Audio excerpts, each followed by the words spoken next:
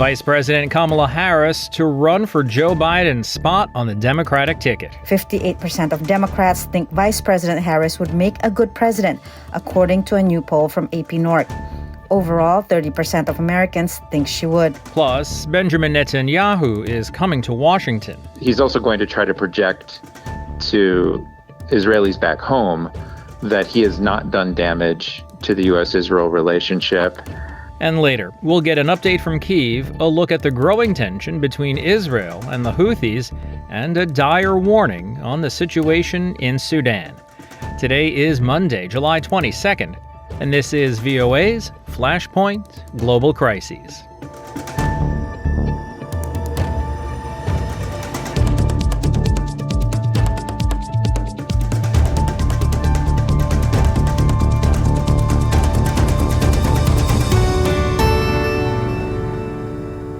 Good evening, I'm Steve Karish in Washington.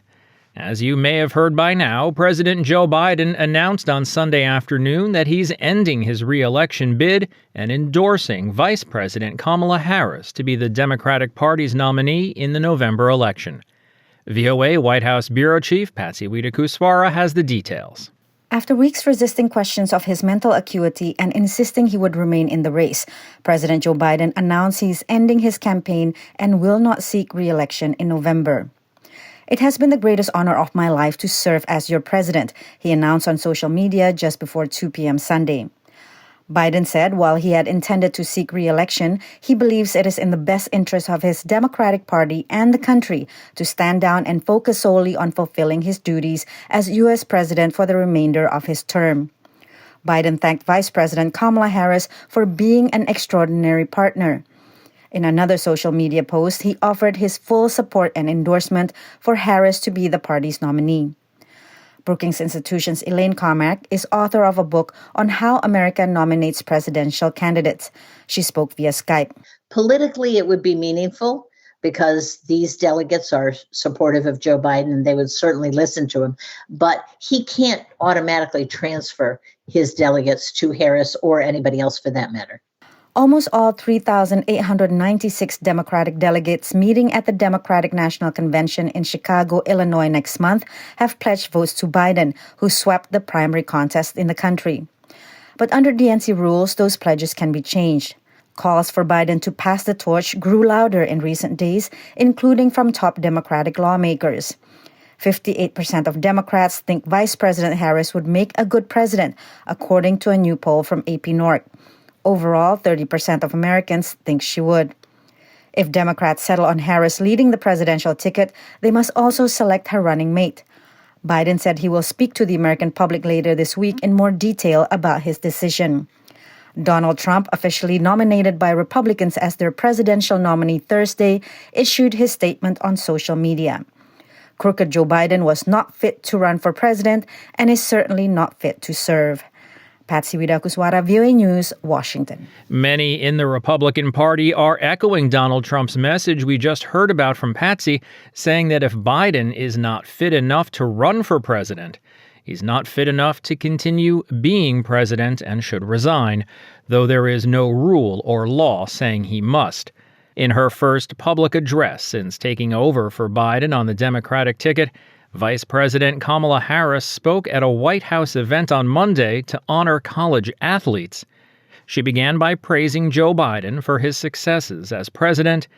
Then, with words seemingly applicable to a presidential campaign, she praised the college athletes in attendance.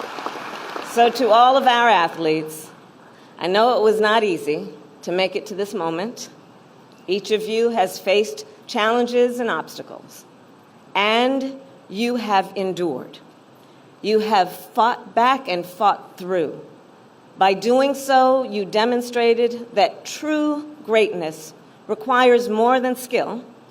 It requires grit and determination. You all know what it means to commit and to persevere.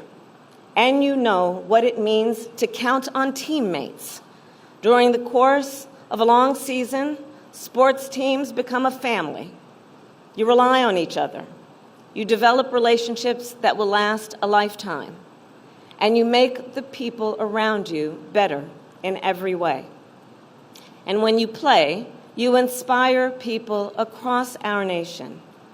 You remind all of us what can be achieved with hard work and ambition. And to the disappointment of many, she did not mention the upcoming election or any aspect of the campaign. For some more insight and analysis on Biden's decision to withdraw from the race and what happens next, my colleague Scott Walterman spoke with Charles Chamberlain from Chamberlain PR. He served as a spokesperson and communication strategist for 3 U.S. senators and a speaker of the U.S. House of Representatives. So let's start at the top. Not a surprise, but still nonetheless, if not shocking, unsettling maybe? I mean, if you're a traditionalist and you're someone that has watched politics or followed politics for the last, 50, 40 years, this makes absolutely no sense to you. I mean, I've been involved in politics for almost 20 years, for over 20 years. And I'm one of those guys that kind of follows traditions, and people are telling me, Biden's he should drop out or he's going to drop out and blah, blah, blah. I'm like, that's never going to happen. And I just didn't think that something like this could happen this day and age because of the political apparatus that you have to set up, the funding, the modeling for opposition research, and the staff being in place, and the beliefs behind it. It takes all this to coalesce behind one candidate. It's a lot. I mean, when you win, I don't care if you're looking at Clinton, you're looking at W. Bush, Bush 41. It takes a tremendous amount of people coming together to get behind a candidate to actually win, and to do that in a matter of a day or even a couple weeks before I think it's 3 weeks before the DNC convention. It just seems improbable. But here we are. The time for coyness is over. I understand that they've been making calls to delegates at the convention, getting them on board. Yeah, and look, they've got the upper hand. It's not as if some sort of delegate list, contact list, or modeling exists, right? If you want to become president right now, you got to seek out every delegate that exists. Is it over 4,000 or something like that? And Biden has them all. So they've got a huge upper hand when it comes to that, and they can make the calls and they can get folks to coalesce. So, that's exactly what they should be doing right now. Well, they've had a couple of weeks. This has been in the works for a couple of weeks now. This isn't coming. I mean, after he made the announcement, there were 40 press releases that were launched instantaneously. I can't say that. The reason why I can't say that, as a longtime communications person, it just made the Democrats look disorganized, right? This is akin to the Republicans in the House, like not being able to secure a speaker, right? Nobody wants that kind of damage, political damage. And here's the thing, Kamala Harris, vice president, she's collateral damage because she's the vice president, right? She's sitting there while all this is happening. And yeah, sure, it's not her fault. But now you've got people talking about, was she aware of the president's mental condition or health? Did she know that he wasn't fit for office? And, Republicans are already beginning to tie her to all the chaos that existed ahead of what happened today.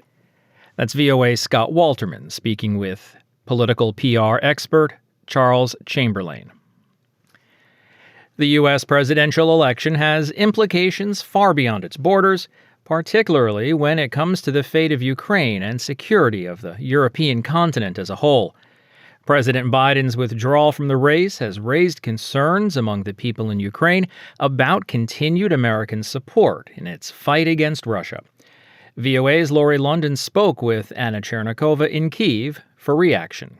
To be honest, for the past weeks, there were a lot of discussions around that Biden might withdraw from the election campaign and that there is no understanding who might replace him from the Democratic wing. On the other hand, Trump have already been nominated. Now there are a lot of discussions of who might replace him, and Ukrainians at this point are a little bit afraid that Trump might actually return to White House. However, also a lot of Ukrainians now think that it might be also okay that he's coming back because his unpredictability could be also in favor of Ukraine. And actually, President Zelensky also had a conversation with Donald Trump over the weekend. So basically, Ukrainians at this point are very unclear what's going to happen and just hope that certain clarity will come soon. President Biden has endorsed Vice President Kamala Harris to take his place. So from your perspective there, Ukrainians still feel sort of unsure about what's happening? Yeah, I mean, of course, everyone knows that Kamala Harris is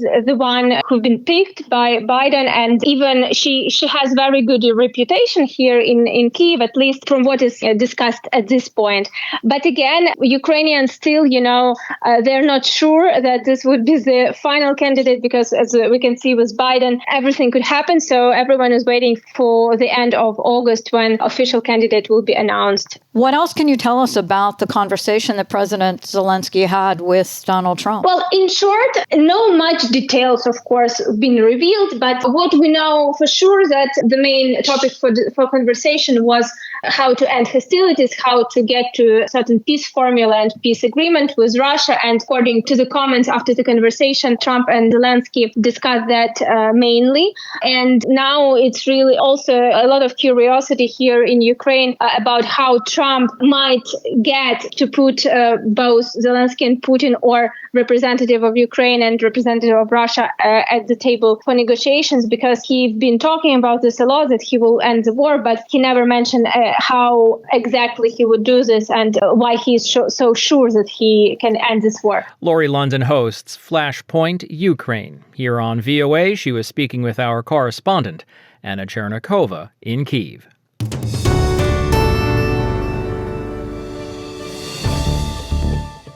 You're listening to Flashpoint Global Crises from the Voice of America.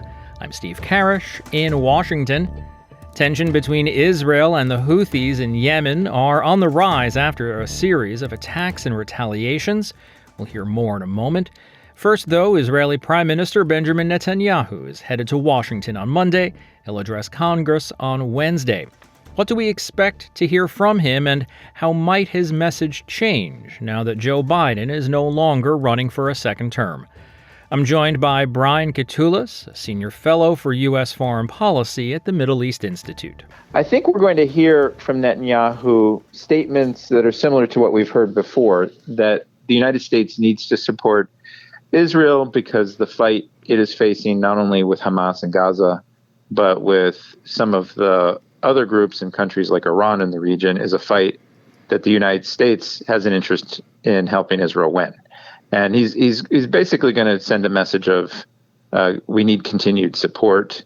And he's also going to try to project to Israelis back home that he has not done damage to the U.S.-Israel relationship because of his actions last year on trying to make changes in their political system, and then also how he's handled the Israel-Hamas war. And I think a key objective of his is to send the message that he has not done damage to this relationship, despite perceptions that he's played some partisan games in who he aligns with and why he's even coming here at this time. Well, those partisan games, I think, are going to be on full display. It was the Republicans who invited him to address Congress, not the Democrats, not Joe Biden. Can you speak to those divisions here, how support for Israel plays out in American politics? Well, part of Netanyahu's legacy, and he's been the leader of Israel for many years and multiple times because he's been in and out of office.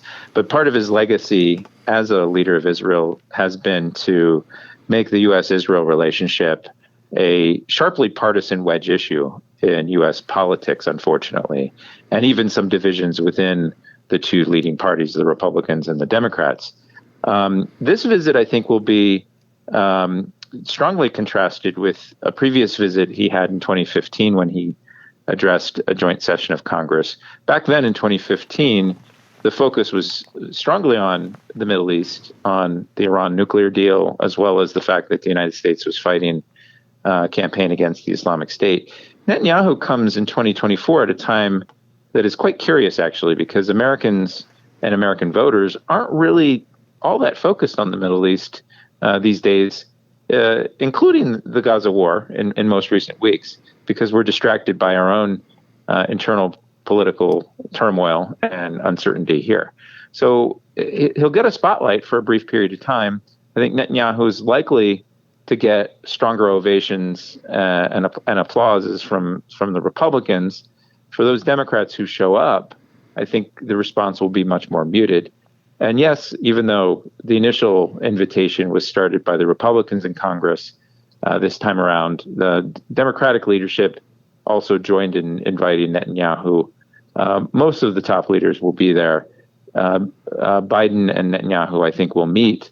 And I think all of that is trying to stage manage the image of the United States working closely together with Israel, despite some serious differences on policy when it comes to the Gaza war, Iran, and other things. So it'll be an interesting time. I don't think it'll get as much attention as the 2015 visit will, just in part because of so much that's going on here in the United States.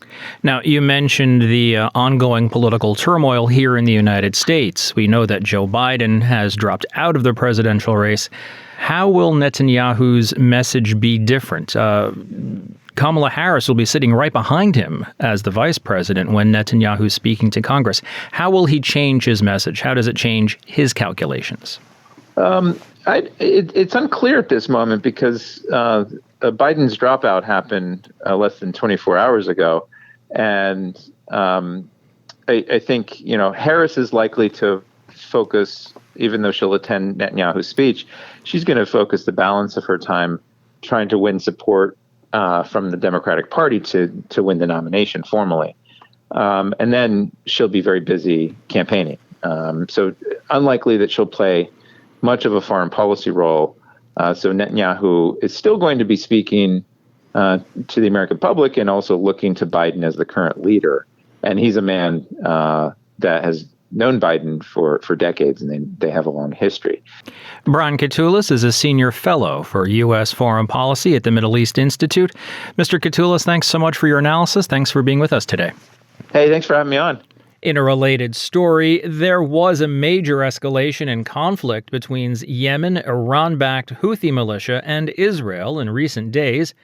After months of trying to strike Israel with drones and missiles, a Houthi drone for the first time penetrated Israeli airspace and killed a civilian early on Friday in a long-range strike on Tel Aviv. Israel responded with an unprecedented major attack on Yemen, using fighter jets to hit port facilities in the Houthi-controlled town of Hodeidah, where authorities reported several deaths from the attack.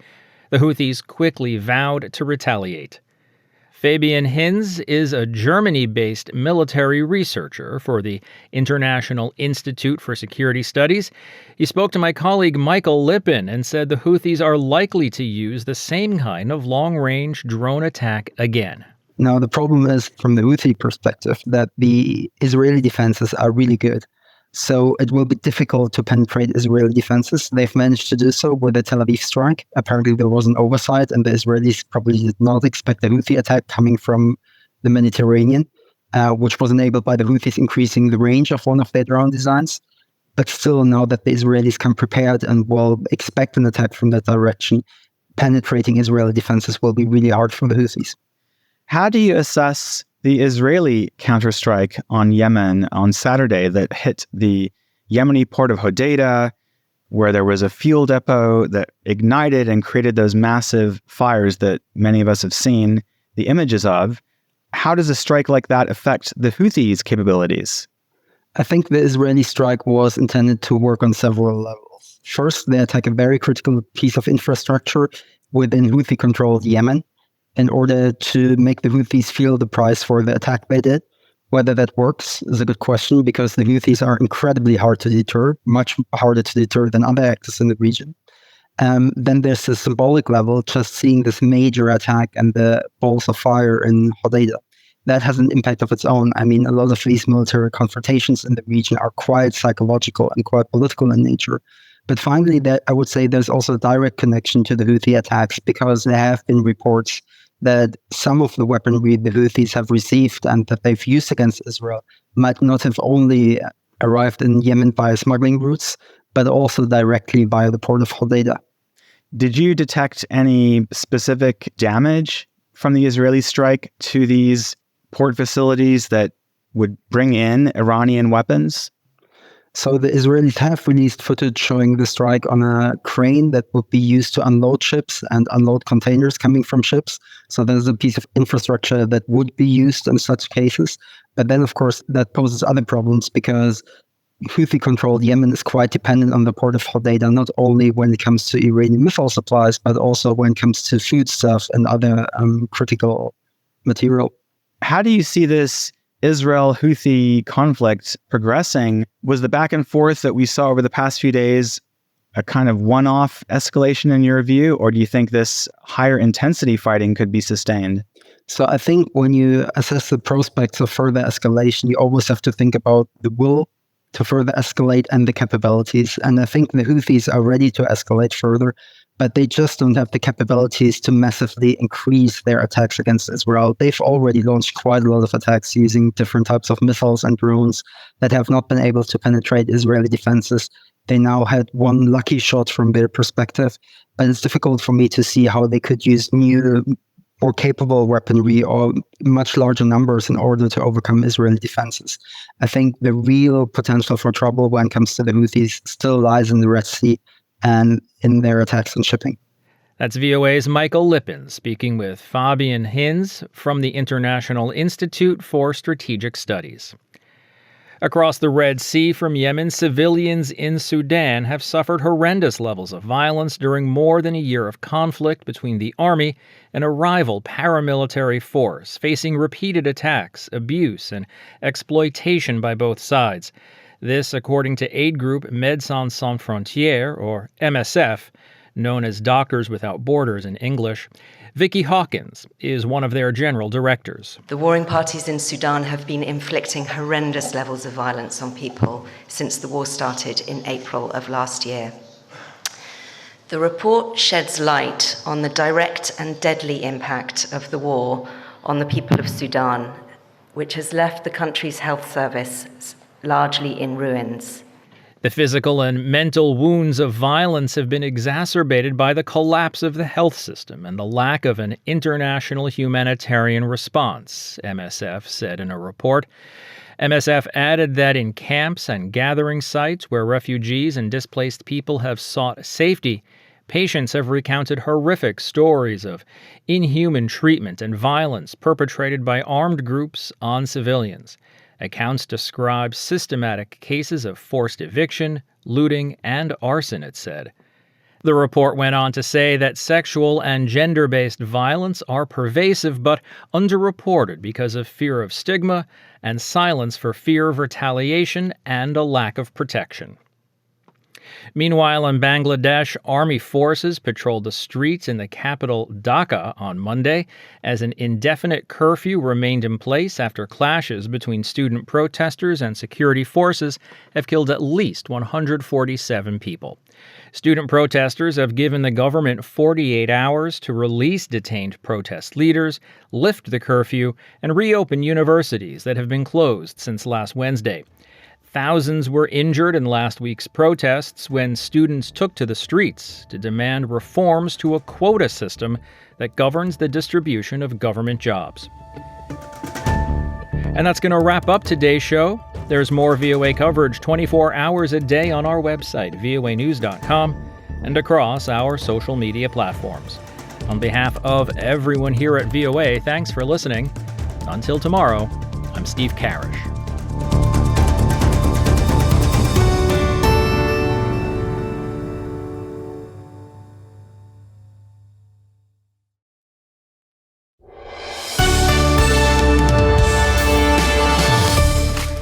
For deeper dives and expert analysis, listen to VOA podcasts. Issues in the News explores the biggest stories every weekend, while International Edition keeps you informed every weekday. Plus, with the 5-minute newscast at the top of every hour, you're always up to date.